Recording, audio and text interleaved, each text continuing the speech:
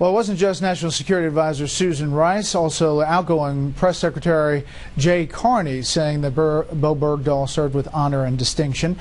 This came on a day when the White House decided to clarify Rice's comments, saying this, quote, "She was referring to the fact that he was over there as a U.S. soldier, volunteered for service, and remember, he has just endured 5 years of brutal captivity. She wasn't necessarily trying to characterize the circumstances of his capture, which she said we'd have to learn more about. And let's not forget of the facts that we don't know yet. We haven't heard his side of the story yet." This also comes on a day when two senior defense officials, not soldiers in the field, two senior defense officials confirmed that Bergdahl walked off before in 2010, and there's an Army report about that. We're back with our panel in D.C.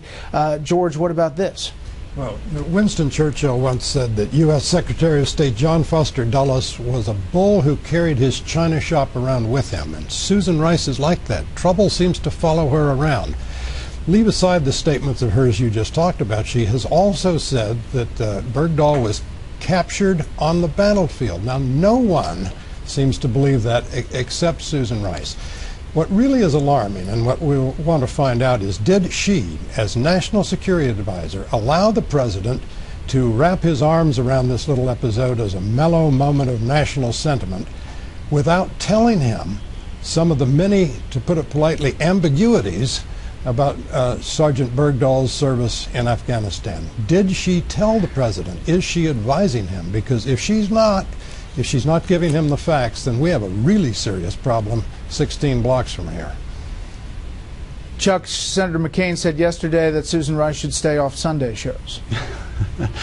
Well, she didn't have a good one this last week. And, you know, the statement by Jay Carney about how he put the uniform on voluntarily, went to war voluntarily, is not going to work, because what military people, and I've heard from them myself, are saying is the important point here is he took the uniform off voluntarily and went away from the war voluntarily. They have to find a way to address that problem in a way that's convincing to their critics. Instead, what I hear them doing is like digging the hole that they're already in even deeper. The signaling, the messaging, the symbolism that has accompanied this entire thing has been clueless in depicting Bergdahl as some kind of hero.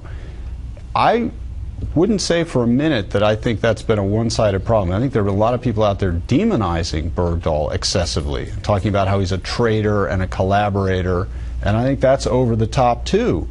But unfortunately for the administration, they opened themselves up. They created the opportunity for their critics to play that game by attempting to create this sort of myth about him for their own advantage, when they didn't obviously had not done their homework about his actual record. This should have been handled in a much more kind of mundane, business-like way, if at all, to say like, okay, we made our trade here, and you know, this is kind of one of the things you have to do to wrap up the war in Afghanistan. But when they tried to convert it, as George said, into sort of this mellow, feel-good moment, they obviously went too far.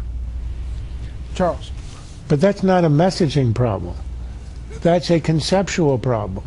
They have no idea what they actually did. Even those of us who might grudgingly accept the cost of that swap would understand that this is a defeat for the United States.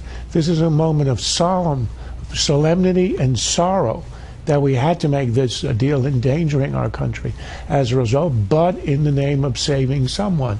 But the president thought of it as a victory lap, shows up in the Rose Garden. He has his acolyte speaking about this being a happy day, Harry Reid.